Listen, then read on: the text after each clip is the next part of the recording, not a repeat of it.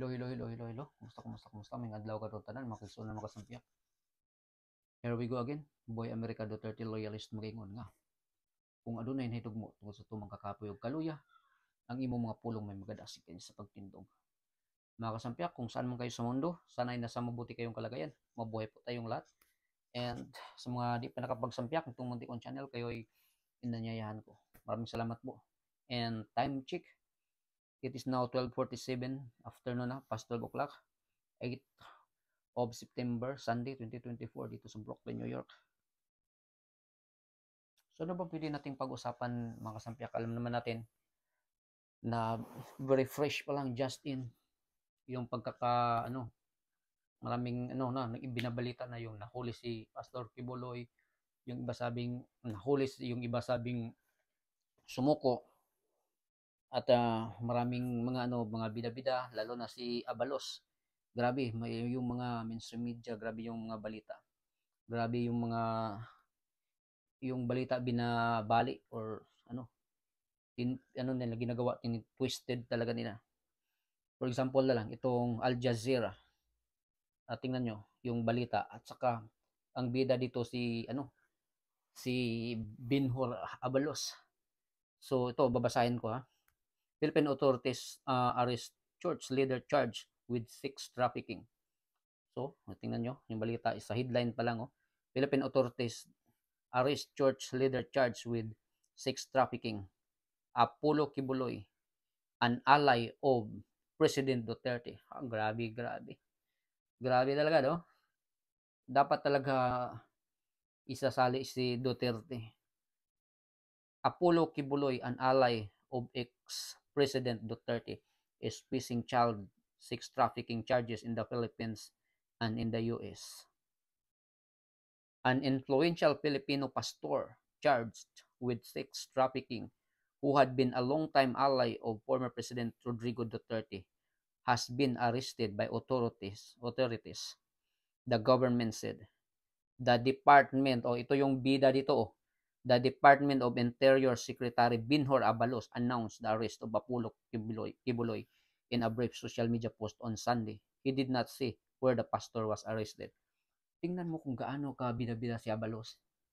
Pero ang alam naman natin, or ito yung ang totoo talaga, na sumuko si Pastor Kibuloy hindi sa PNP kundi sa ISAF.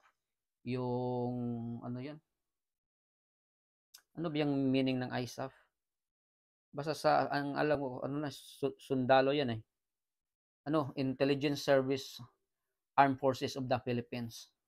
So sa sundalo siya sumuko at hindi sa PNP kasi wala siyang tiwala. Wala tayong tiwala diyan sa mga PNP. Diba? At ito naman si Abalos, kasi alam naman natin na tatakbo bilang senador sa 2025, ito nagbida-bida. Nagpakitang na siya yung bida, na siya yung parang pinamukha niya na siya yung nakakuha. Grabe talaga tong media, no? So, sabi dito, but the self-proclaimed owner of the universe, they were talking about Pastor Kibuloy, an appointed son of God, was believed to be hiding in a bunker at a sprawling compound owned by his church, the Kingdom of Jesus Christ, in the southern city of Davao, Duterte's stronghold. Grabe ha, Duterte's stronghold pa. Makikita nyo kung gaano ka bias yung mga media, mga journal, sila. Talagang tinitwisted nila yung balita. Pero basta ang alam natin, yung totoo, hindi sa PNP sumuko at hindi din nahuli, kundi sumuko. Kasi siguro, napagtanto na ni Pastor Kibuloy na kaawa-awa na yung mga members niya sa KOGC at saka yung compound, masisira na kasi itong ginagawa ni Tory Diwata, keep on digging a tunnel or holes there para mawasak na yung para na siyang parang daga. Tingnan mo yung daga pag may hinahanap, laging kakalkal, parang daga na si Diwata eh. So, mga kasampyak, basta ang totoo, Kasi itong mga ano, ang alam natin yung kasunod nito, kaso. Ikaw, Diwata, maliligo ka na ng kaso. At ngayon pa lang mismo, wala na, naghugas kamay na, nagpuntyo Pilato na si ano, si Abalos na wala siyang kinalaman diyan sa mga pinagagawa mo.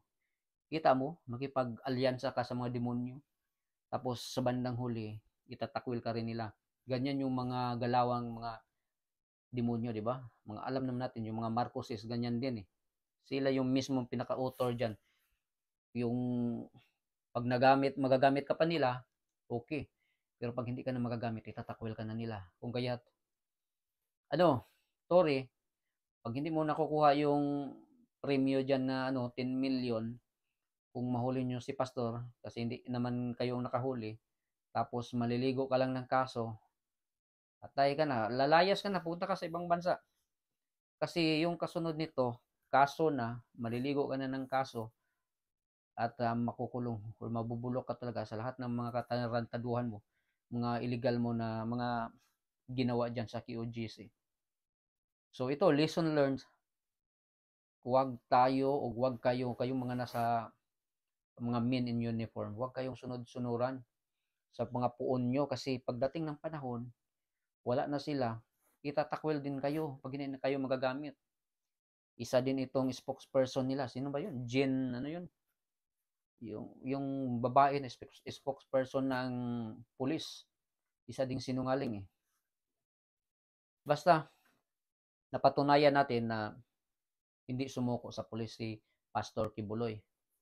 At saka doon siya sa intelligence service sa Armed Forces of the Philippines. Pero di natin alam kung saan. Basta hindi yata doon sa compound eh. Ang sa mga balita, sabi sa compound, binalita nila na nakuha daw ng PNP which was sinungaling tong mga media. Oo.